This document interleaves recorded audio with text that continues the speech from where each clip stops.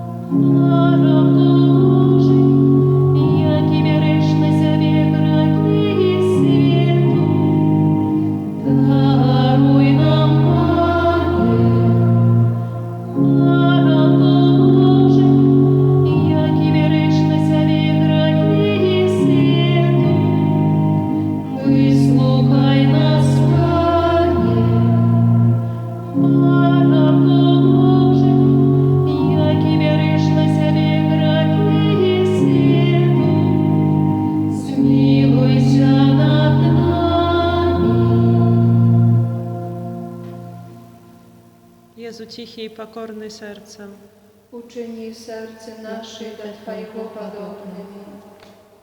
Molim się. Всемогутный вечный Боже, глянь на серце наимилейшего Сына Своего, на хвалу и охвяру, яку Он складає Тобі за нас грешних. Змилуйся над тими, хто просить Твоєї милосердності, і даруй їм у ім'я Сина Своего Єсуса Христа, який з Тобою живе і владарить на віки вічні. Amen. Присвячення роду людського найсвятейшому серцю Єзуса. О Єзу наймилейший Откупитель роду людського, глянь на тих, хто покорно схиляється до подножа Твоєго алтара. Ми Твоя власність і Тобі належить хоче. Сьогодні кожен з нас щиро віддається найсвятейшому серцю Твоєму, каб ще більше з'єднатися з Тобою. Многие зусім не ведают Тебе, многие отвернулись от Тебе, погарджаючи заповедями Твоими. Змилуйся над одними и другими, о Єзу найласкавіший, і притули усіх до святого серця Свого. Благодаром будь нам, о Єзу, не тільки вірникам, які ніколи не відступилися від Тебе, але й синам марнотравним, які Тебе покинули. Допоможи, каплятних очей вернулися яни в батьковський дом і не згинули від нестачі і голоду. Будь благодаром для тих, хто помилково ці праздня згоду одлучився від Тебе. Приведи їх до пристанку правди і единства віри, каб хутко настала одна учарня і один пастир, а дари костел Твой безпечною свободою, дай всім народам супокой згоду. Учини, каб на всій землі, від краю до краю, один узносився голос. Хвала Божому серцю, раз якое прийшло для нас збавлення. Йому хвала і пошана навеки. Амин.